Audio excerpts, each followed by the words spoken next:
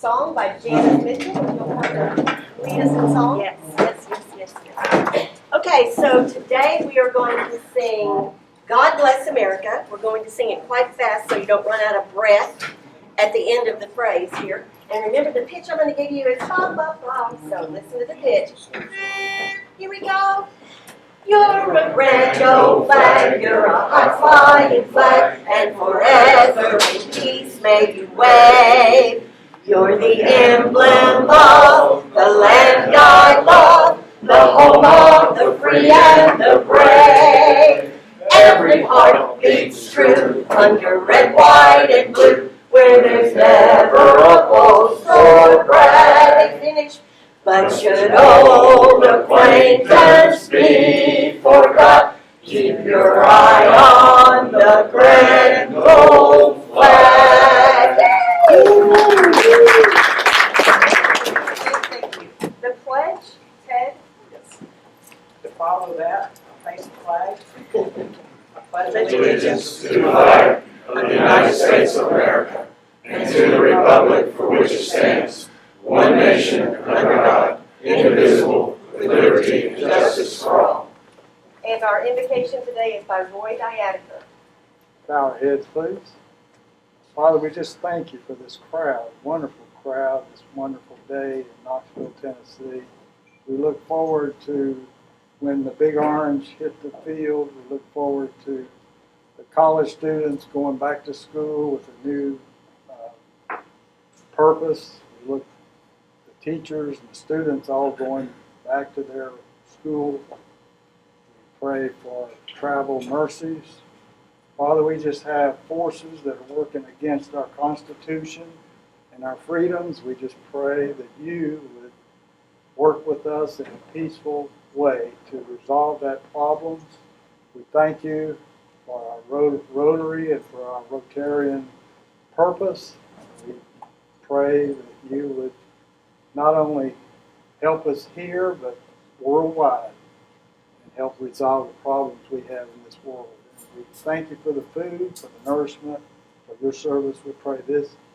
Amen. Amen. Thank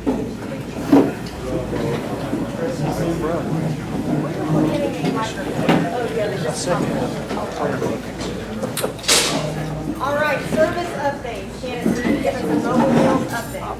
Okay, for those of you who are visiting us today, we on Friday deliver mobile meals. The Rotary Club of Bearden delivers mobile meals on the Sutherland Avenue route. We have a lovely lady from Cuba named Miss Rosa Ergas.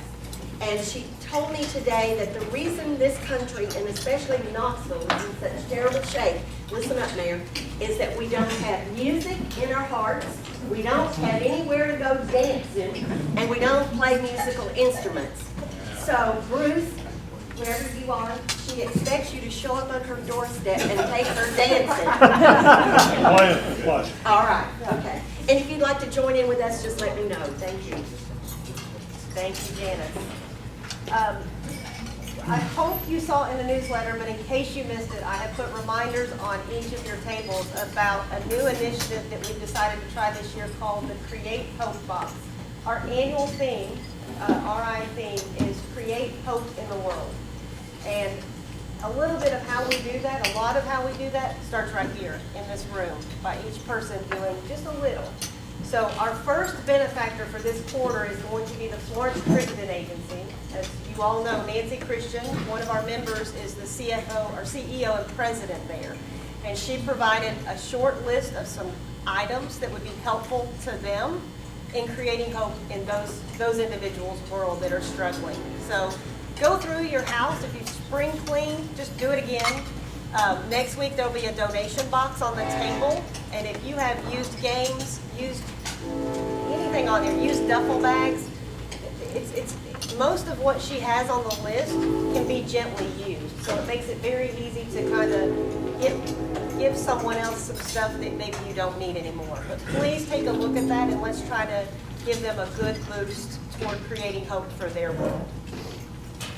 Service ideas, Ryan just wanted me to mention, if you have hands-on service ideas that are near and dear to your heart, please bring them to him. He would love nothing more than to have people actively doing what they want to do, what their passions are about. And it doesn't have to be a huge service project. If 10 or 12 people want to join in, that's okay, because that's still service to our community. So any ideas you have about hands-on projects, please bring those to him. One of the, Jim Burns, I'm sorry, I almost forgot about you. Yes, please, if you'll want to come.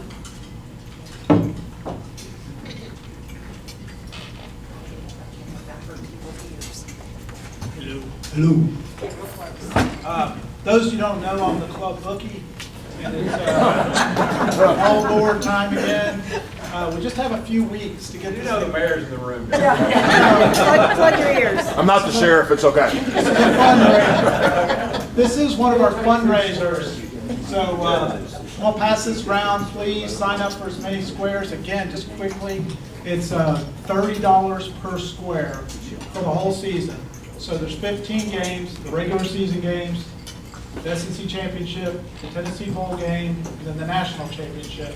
So it's only $2 per square per game. So, but if you write in here, it's $30 per square.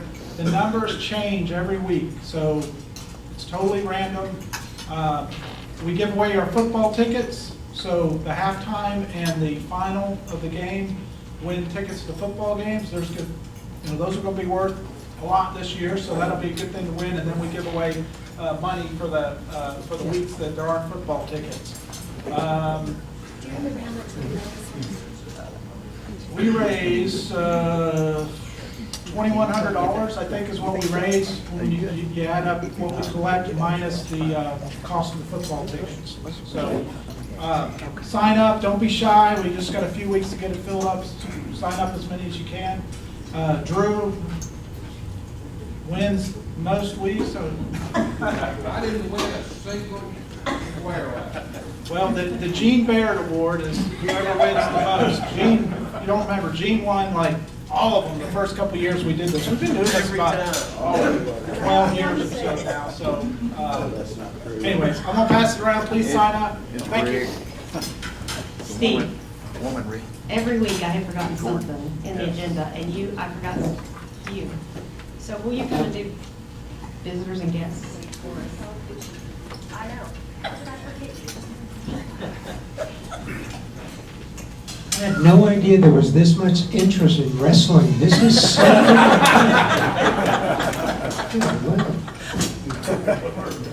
we have so many guests. This is wonderful. Colonel Sandy Harder, would you stand up? He's part of the Breakfast Club Rotarian, so we want to welcome him. Bill McGrath, the most recent president of the Downtown Club, he's here. We want to welcome Bill. They're here for you, Bill, not for him. I just want you to know that. So let's see. Where's Danny Ward? Danny, would you stand up? And Michael, you want to just announce your guest? Danny Ward, he's been here before. He's my partner in crime. Started business together. So he's contemplating joining the club.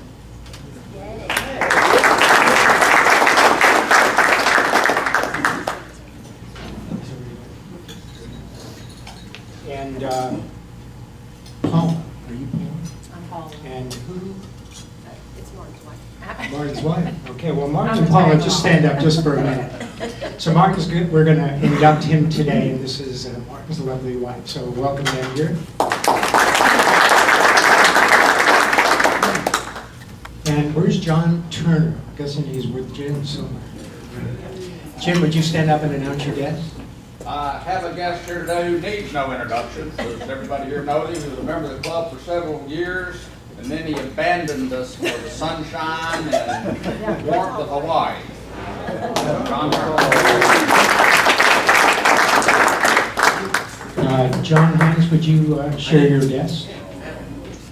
I have with me today Alan Grady. He's the CEO of Buddy's Barbecue. CFO, I'm sorry. He counts the money for Buddy's Barbecue, but I found him in the parking lot. I said, "Hey, here's he said, I'm coming to lunch with you, so please make him feel welcome." Mike, would you share your ladies? Yes, sir, please. Two of the three Bailey girls, Katie and Mackenzie. Katie Maynard, Mackenzie Kurtowski.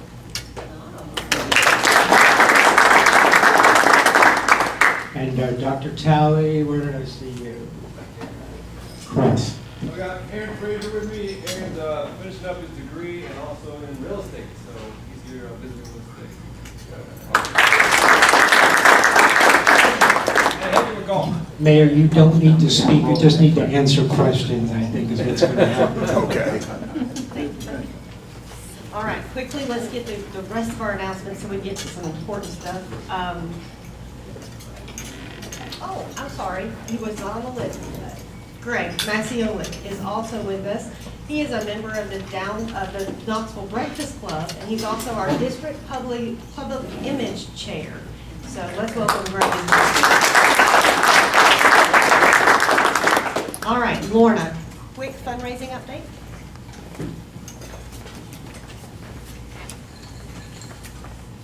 So last week I got cut off a little bit. I'm going to real quickly talk about two. Today is Art Pickle campaign. If you want to donate $100, the campaign, then we will draw 8 weeks with 3 gifts per week, and they're on par with the other gifts. We have bourbon and the 1879, yay, Morgan silver dollar and jewelry. I have up, and thanks to Greg, I have live 2 campaigns going on the Bearden.org website. We're not going to talk about the Bearden Barker, but I do want to talk about Townsend Tay's tour. It is a wine and beer pairing for you and your significant other to come. The tickets are limited, they're 20, so I'm going to bring a sign-in sheet up next week so that you can sign up. It's $100. There will be a progressive dinner. We will move around on a bus donated by the Heritage Center.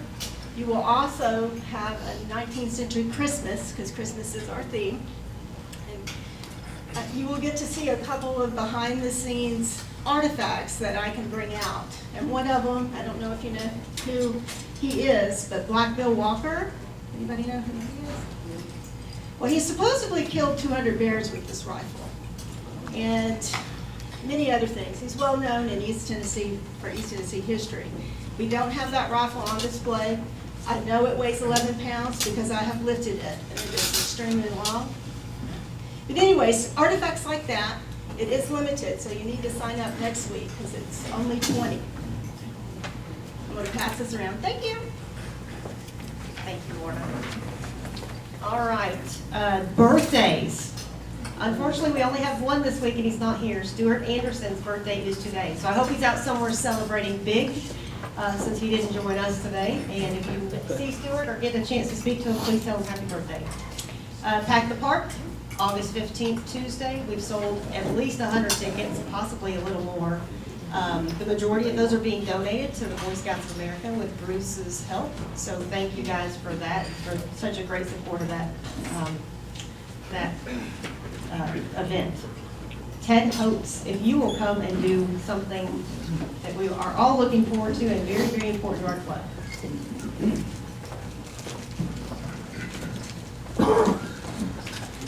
Thank you, Kelly. Fellow Rotarians, it's my privilege and pleasure today to welcome into membership 2 new members. We have Martin Daniel, proposed by Sam Carey, and J.D. Clayton, proposed by Patty Daughtry. The proposals have been reviewed in accordance with the Constitution and bylaws of our club. I will now ask both Martin and J.D. to come up with their proposers, with their sponsors.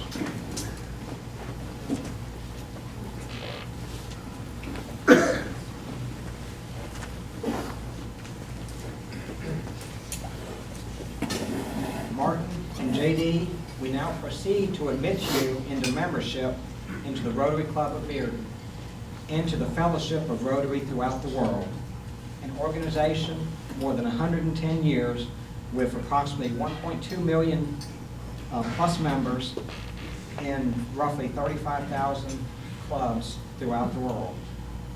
You have learned from your visits that the idea of Rotary is service. A principal motto is service above self. And the object of this club and all Rotary clubs is to encourage and foster this ideal as a basis of worthy enterprise. You are to share in this effort. You have been approved for membership in this club because we believe you to be a worthy representative of your vocation, interested in the ideals of Rotary, and willing to do your share in translating these ideals into tangible realities. You have agreed to accept the obligations attached to your membership in this club and to obey the club's constitution and bylaws. Now I have the pleasure of asking your proposer to pin on the Rotary emblem, which we hope you will wear daily with pride.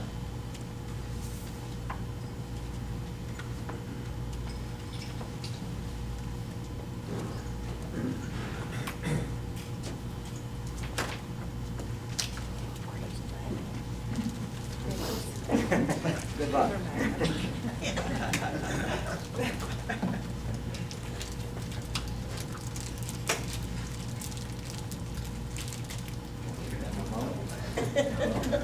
This is always a fun exercise. Hopefully no blood. They're magnets. Yeah, but they're stapled in two different bags. Oh, sorry. That's where the injury will come in. Where's the heart? Sorry. Yours has already been through hell. This mean we're pinned?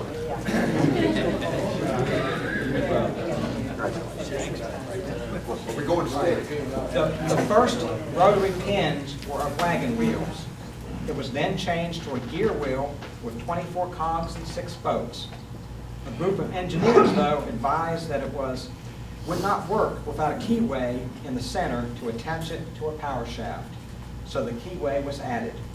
You are now part of the kingpin that attaches to the keyway to keep the gear turning. Welcome to the Rotary Club of Bearden. Fellow Rotarians, I am happy to present to you Rotarian Martin Daniel and Rotarian J.D. Clayton.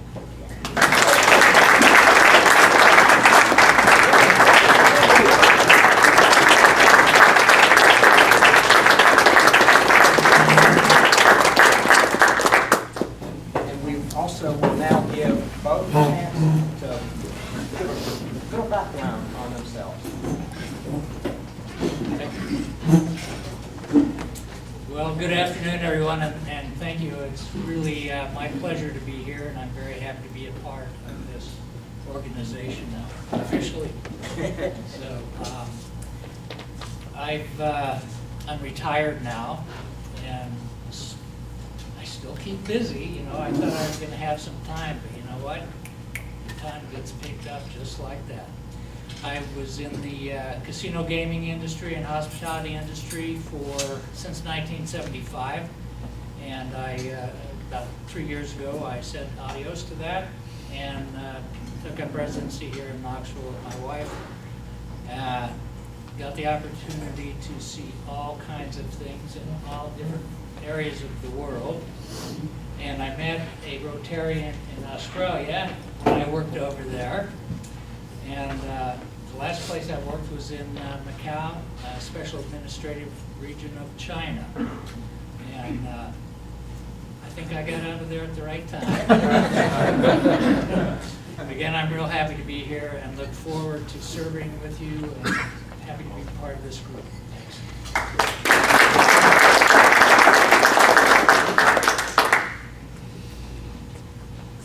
Thank you, Ted, and thank you, Sam. Thanks for the sponsorship and for showing me around over here. Just a little bit to clarify, I'm actually a transfer from downtown after a hiatus that began with COVID, and really a pleasure to be here, and thank you for having me. I moved here from Memphis in 2007, and I have founded and managed an outdoor advertising company called Elevation Outdoor Advertising. Founded that in 2002, and then we sold it I sold it back in December of 2022. I'm working with a buyer called Link Media in a variety of roles in the transition and working on some acquisitions and regulatory matters. I'm a father of 2 children, Sophie, who's 17, and Matthew, who's 15. Matthew has Duchenne muscular dystrophy, a genetic defect. And back in 2009, we founded a nonprofit entity that whereby we raised a fair amount of money by way of events, primarily beer festivals, and we raised a fair amount of money that we donated or contributed to these organizations that are trying to find a cure for this disabling condition. I want to recognize my wife, Paul, who's here today, 32-year state employee, most recently Assistant Commissioner of Safety. Thank you for being here. And I look forward to working with you to serve the community. Thank you for having me.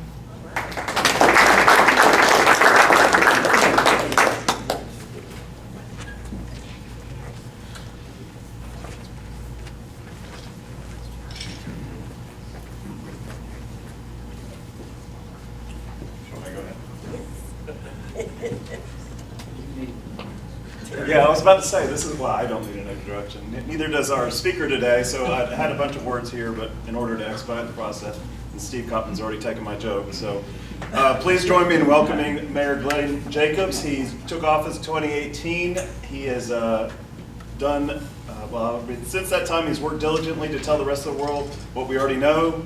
Knox County is the best place to live, work, and raise a family by focusing on jobs, education, and recreation. His goal is to help make the best even better. So please join me in welcoming Mayor Jacobs.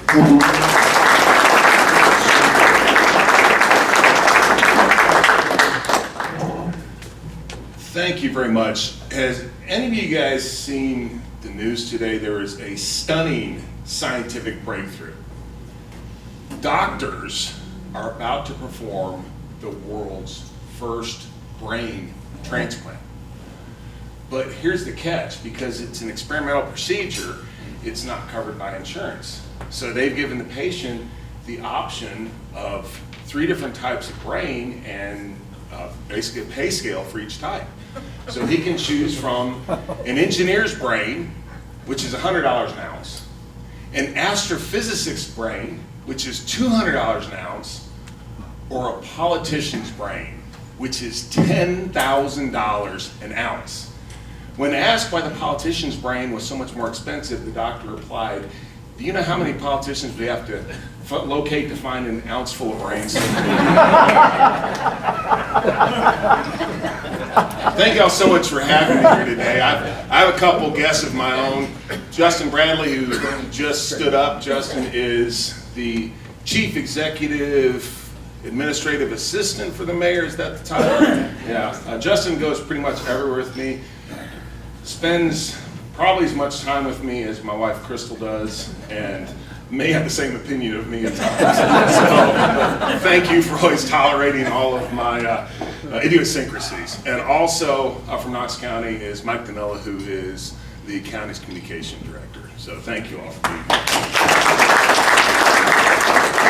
It's good to see my friend Ted Hoetz in a social setting because often we interact professionally.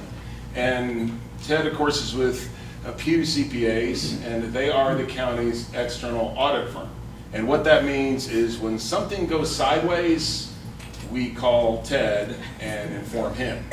And then he asks us a bunch of probing questions, which are very uncomfortable, but does a great job, and that is a necessary process for both transparency and ensuring that everything is done correctly. So thank you for everything that you do for us, so we appreciate it.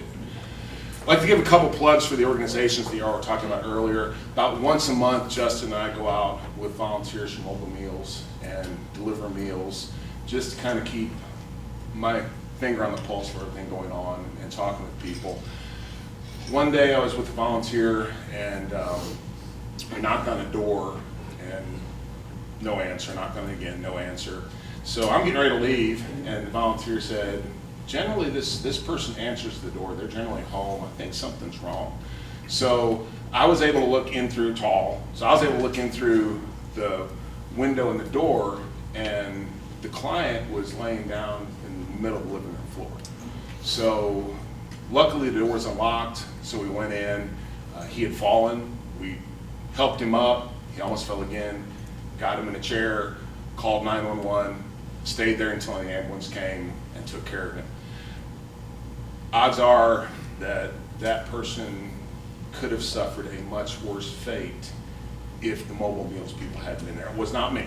It was the volunteer who actually had worked with this person quite a bit and understood the situation, may have saved his life. So they do a lot more than just deliver meals.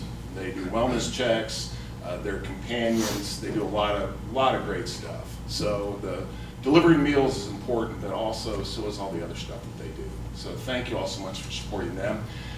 The Crittenden Agency, human and child trafficking is a huge problem across our nation. A few years ago, we gave them a grant for some beds for female victims of human trafficking, which I don't even think there were any beds at that point in Knox County. And they were the first agency to do that. We still need more, but they do wonderful work over there, not only with victims of human trafficking, but also young people that are just going through a really tough time and are kind of, that's their last chance at a bad pathway for their life. So thank you all for working with them too. Great organization. I moved to East Tennessee in 1995. I was wrestling at the time. When I came here, the county was, I'd say, about 350,000 people. Hardin Valley was still pristine hinterland. I mean, nothing out there. Turkey Creek was still under construction. I told people I was moving to Knoxville, to East Tennessee, like, where's that? Why would anybody want to move there? And guess what? I think now everybody wants to move there.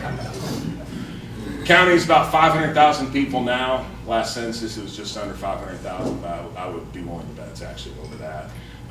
Hardin Valley's exploded, and Turkey Creek is a major entertainment and dining district, and entertainment district. So we've seen a lot of changes over the past 25 years, and a lot of growth, a lot of people moving here. Some folks consider that a problem. I consider it a challenge. And the reason I say a challenge as opposed to a problem is if you compare us to some other places around the country, they're the ones that have problems. I'll give you an example. Akron, Ohio. At the turn of the 20th century, Akron, Ohio's population started to explode. It went up sixfold from the early 20th century to the mid 20th century. Peaked at 290,000 people in 1960. It was capital for airships, but also is considered the rubber capital of the world because of its tire industry. Akron is now about the same size as Knoxville. It's lost 30% of its population since 1960. A lot of that is out of their control. It's just economic factors with manufacturing being outsourced, automated, and all those sort of things. But nevertheless, places like Akron and the Rust Belt, which I traveled through a lot when I was wrestling, they have problems. When people are leaving an area, either because there's no opportunity or because the quality of life is terrible, that's a problem. People are coming here because our quality of life is great. They're not coming here because anyone's forcing them to. They're coming here because they want to. I believe that some of it's political. We're talking about the Constitution and undermining that and what's going on around the country. And our system of government was supposedly so that under our Constitution, most of the power resided with the states. The 10th Amendment said that the powers not granted to the federal government are reserved to the states and the people respectively. That's been blown out of the water now, and from Washington we have, well, and actually, I'm sorry, but if you look at the powers granted to the federal government, it wasn't a whole lot. I mean, if you look at Article 1, Section 8, which is the powers granted to Congress, most of the things, I would say 95% of the stuff that the federal government does, the Constitution does not authorize. And now we're in a situation where everything coming out of Washington, D.C. is all these one-size-fits-all policies. And of course, with liberals in control of everything, everything is shifting to the left. I still believe that our country is still relatively a center-right place. So you have these very hard, look, I think that's how the country could be still successful, is California, you do what you want, Tennessee, within reason, obviously, but Tennessee, you do what you want, and we respect those decisions and those choices, right? And look, if you're not a flaming liberal, come to Tennessee where you're gonna be comfortable. Meanwhile, if you're a stuck-in-the-mud conservative like me, stay in Tennessee, don't go to California because you're gonna be miserable there, right? But a lot of folks are leaving the liberal enclaves because it's not working. The economy is not sustainable. Socialist economy is not sustainable, which is what they are pursuing, as well as just their social policies are also, I don't think they're sustainable. And that's why a lot of folks are moving here. I have a new neighbor. I live on a private road, not because it's an exclusive neighborhood, but because the road actually isn't up to county standards. It's an old country road, it's about a lane and a half, but every morning, I know my neighbors pretty well, every morning that I don't get to go to the gym, I'll get up and try to get some exercise by walking through the neighborhood. There's a new truck that was driving around a couple months ago. Turns out it was my neighbor who had just moved from New York City. And I was like, oh God, I think when I met him, I think he saw it in my eyes, because he said, I'm from New York City, and he immediately went, I'm not one of those people.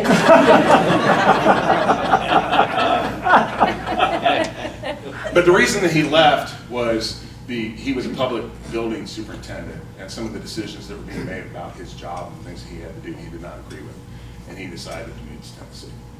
So I think there's a lot of that. I think also the economic opportunity that we provide here in Tennessee, thanks to what our state has done, thanks to what people like Martin Daniel did when he was in the General Assembly, have made us one of the most business-friendly states in the country. You know, we're the second lowest state and local tax jurisdiction in the nation, behind Alaska. And the only reason Alaska beats us is because of oil revenue. So if you're to factor that out, we pay the lowest taxes in the country. That makes a big difference. If you lived in Tennessee all your life, you've never paid state income tax. You take that for granted. I grew up in Missouri. We pay state income tax. I was back home a while back, and I looked at my mom and dad's property tax bill. It was unbelievable what they were paying. They had all these different line items for different stuff. You know, we fuss about wheel tax here. Do you know how much they were paying in personal property tax on their vehicles? $300 per vehicle. That makes a huge difference, allowing people to keep the money that they earn, allowing businesses to reinvest their profits into their business makes a huge difference. To me, I mean, we're just an oasis in what sometimes seems like a sea of chaos and madness that America has become, unfortunately. So we have all these people moving here. This brings challenges, such as infrastructure, schools, all those sorts of things. One of the things that our office has undertaken is to completely revamp our land use and zoning policies. They are archaic, completely out of date, and they no longer align with the reality on the ground. And you can see it with the prices of our houses, right? Over the past year, the average house price in Knox County, the average median price is up $95,000. The average median house in Knox County cost $425,000. And part of the reason for that is just a lack of housing units. 2008, during the real estate crash, a lot of contractors and builders, they just quit building. So we had sort of an organic loss of housing supply because they weren't keeping up with the baseline they needed to. Then here, you throw in the fact that we have all this net migration coming into Tennessee and into East Tennessee, and it's just jacked our housing prices up. So that's one thing that we can do, is ensure that our zoning actually aligns with where people are living now. And we can also, what we plan to do with this is actually do a better job of reducing sprawl and conserving agriculture areas. That's part of the plan with what we're calling Advanced Knox, which is this revamp. So it's not just, hey, you're gonna be able to build anywhere, but strategically saying, okay, these are places where we can accommodate more growth and more higher density. Town center model, like North Shore Town Center. While at the same time saying hopefully we can find that so we don't run into another Hardin Valley where we just have single family units everywhere with no retail and commercial. That's the most important thing that we're doing right now. The cost of housing is having an impact on jobs and on economic development. It's having an impact on who stays here and who's moving here. We're losing young people because they can't afford to live here. We're getting a lot of retirees, which is wonderful. I mean, I'm 56, so I have nothing against old people. I'm older myself. But nevertheless, what's happened is the older folks, retirees, are selling their very expensive homes in other areas of the country, coming here where it's much less expensive, and essentially pricing out folks that already live here, especially the young people. And if we don't have young people, we have a huge issue with our economy, because they're the folks that are starting their careers, they're the folks that are building their businesses, they're the folks that actually bring that economic vibrancy to an area. So I consider housing and what we're doing at Advanced Knox, it's actually an economic development issue in ensuring that our economy is sustainable and keeps growing. I think the most important thing that government can do is create an environment where people can have good careers and good jobs. Another part of that is education. Our schools, I'm really happy with what our schools are doing. They are working with the Ford Foundation on what's called Next Generation Learning, which is an academy model where young people will be able to choose their pathway. And instead of just saying, this is a curriculum, these are your electives, and you're gonna graduate from high school, you're gonna go to college, not really sure what you're gonna do in college, but you are gonna get $100,000 in debt, and maybe a degree that you can't do anything with because it's not marketable. Again, that's not sustainable. What schools are doing is working with industry, working with businesses, say, hey, let's expose kids to all these different career pathways that are available. And not just saying this is the one pathway to success. I've seen that in my own life. I have one brother and one sister. My sister is the smartest person any of us will ever meet. She's valedictorian of her high school class. She ended up going to college at the University of Clear Lake in Houston, where she got on with a work-study program with NASA. She's a rocket scientist. She got bored being a rocket scientist. She got a PhD in history and just retired as a history professor from Community College in Oklahoma. My brother was not an academic superstar. He had dyslexia, obviously then trouble reading, was behind early in school, and just didn't like classroom, frankly. He liked to work with his hands. When he was a little kid, I remember Mom yelling at him because he had taken my dad's watch apart and had it spread all across the kitchen table. Dad's gonna kill you. He's like, I'm just trying to figure out how it works. Puts it back together, works just fine, right? So he can fix anything. He ended up going to a trade school, actually, and studied auto mechanics. But he can fix anything, whether it's a watch or a road grader. My sister, and he doesn't have a college education, my sister has a PhD, and sometimes I wonder if she can put gas in her car. We need, and I was the athlete in the family, but we need all of those people. Not only for the fact that as individuals, they deserve a chance at a successful life, but the fact that we need all of those skills. That's what makes everything work. You know, if I'm gonna talk about the space station, I'm gonna talk to my sister. If I need my car worked on, I'm taking it to my brother, okay? Which is actually more important to me, it's probably him. But in any case, wonderful that schools are incorporating that into their curriculum and in their philosophy. We just finally opened what we're calling the Skilled Trades Academy and Regional Training Center, which is an apprenticeship program in the building trades. It's ironic because they'll be teaching HVAC there, and what held us up for a long time was HVAC. So really wish that we'd had some more people in the HVAC industry that could have helped us with that. We have some folks from Gordon here from the Builders Exchange. They're doing some great work. But overall, it's just this idea that we need to expose our young people to as many different career pathways as possible. Another thing that we're working on that you all can help with is a Read City USA, which is our literacy program. Really easy to do. Just go to Read City USA. There's an app where you can download and just log your reading hours. And we aggregate those and have some milestones and prizes and all those sort of things.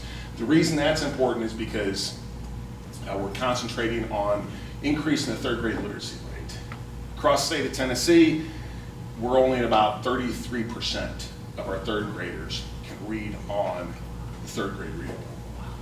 Across the country, it's not much better. We're actually doing better here in Knox County. Not that much, but a little bit better. If you're not reading on grade level by third grade, academically, you're in a lot of trouble.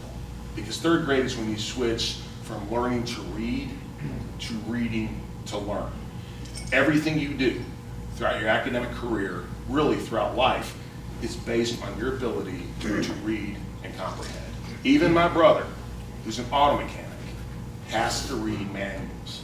So literacy, I believe, is the math.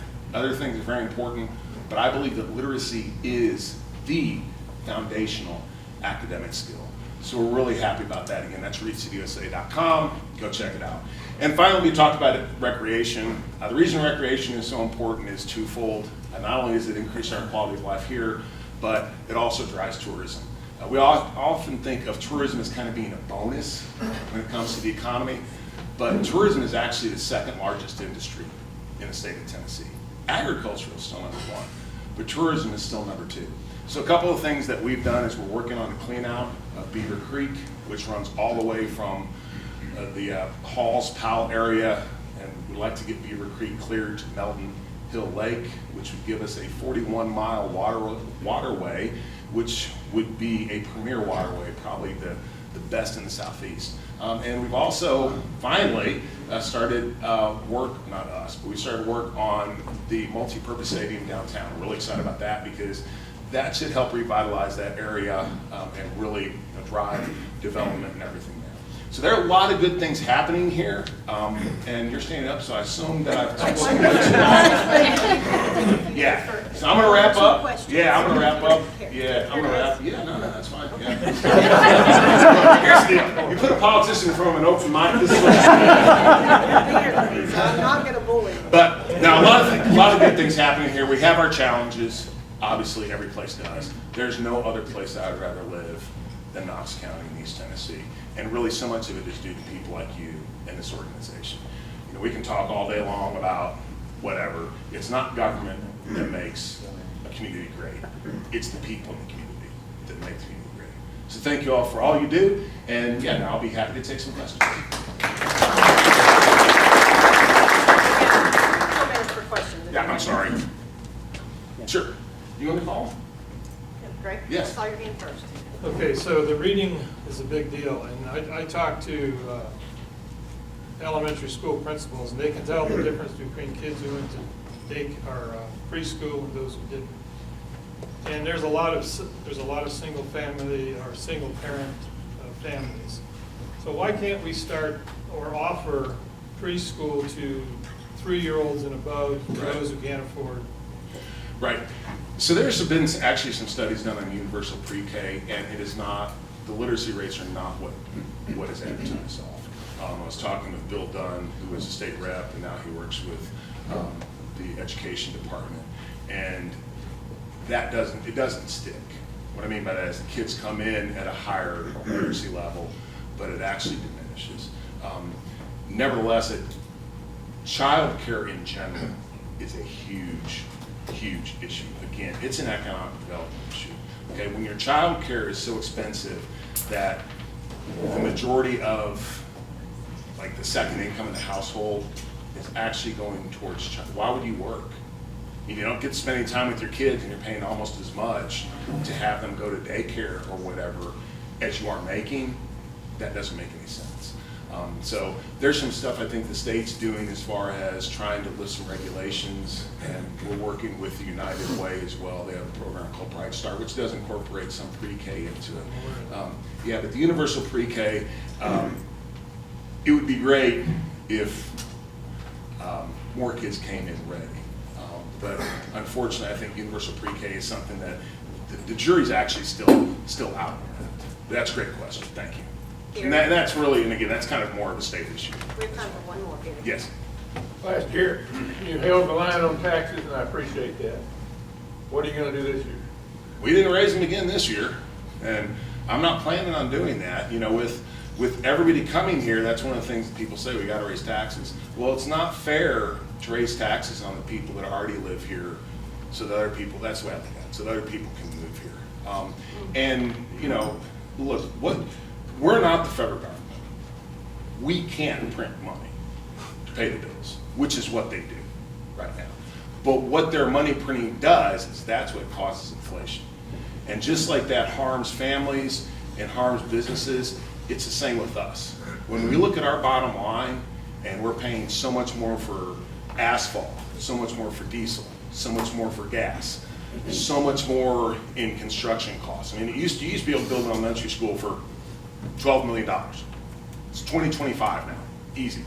You know, so that's actually what would cause us to have to raise taxes, would be the irresponsible spending coming out of the federal government. But we're going to hold the line as long as we can. We're doing real well with our sales tax growth. We're doing really well with our hotel motel tax fund. Property tax stays pretty steady, and you know, we just keep on trying to run as lean as we possibly can so we don't have to raise taxes. Art Laffer, I'm a big fan of his. Art Laffer's an economist that now he lives in Nashville. He's famous for the Laffer curve, which, you know, everybody thinks you gain revenue when you raise taxes. It's not what happens. There's a point to where you have optimal revenue with your tax rate. When you exceed that, you will actually start losing revenue because people will just diminish economic activity because they don't want to pay higher taxes. That level is a lot lower than what folks think it is. So, you know, we actually, and the state's done this too. You know, the state's been cutting taxes, eliminating taxes, and conventional wisdom would say they're nuts because they're losing revenue. The state's running multi-billion-dollar surpluses right now. And the reason is because you have people flocking here, spending money, investing, and doing all those sort of things. So to me, the key is actually keeping taxes as low as we possibly can. It's good for people as individuals, but it's also good for our economy. Good? Thank you. Thank you all so much.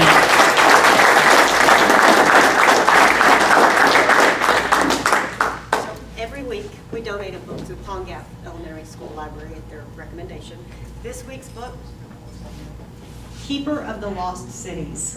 While Knox was not lost, he's the keeper of the cities, or the county. So if you will, sign that for me, and we'll donate that in your honor. That's awesome. Thank you so much. And then we have a gift for you, just a token of our appreciation. And you can take that back to your table for quick signer. Thank you. Thank you so much. Thank you so much. I appreciate it. Nice Thank to have you. All right. We got a long list of people to thank for joining us today as visitors. Danny, Ward, if you guys will stand as I call your name. Paula, you don't have to stand if you don't. John Turner, Alan Grady, Mackenzie and Katie, and Aaron. And then our Rotary guests visiting Bill McGrath, Greg Maciel, and Sandy Harder. If you all would please stand, we'd like to give you a round of applause for joining us.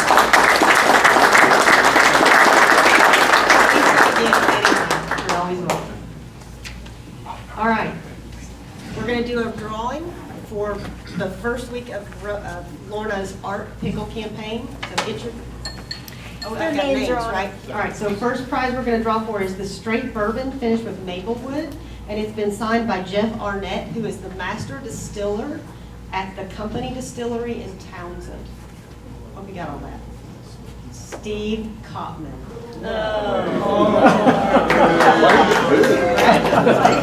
Aren't you a bourbon lover? Well, we all know your problems. So there you go.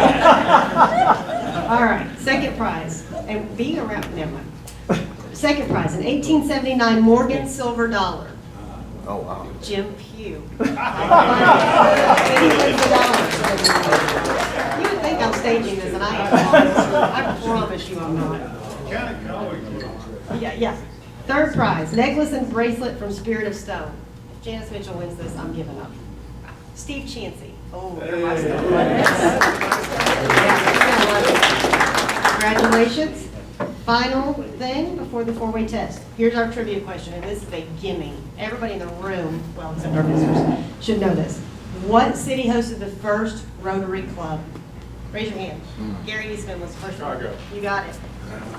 And this is a bottle of Chardonnay from the trivia winner for the week. Oh, wow. And now, will you lead us through the four-way test, please? I think you're making fun of our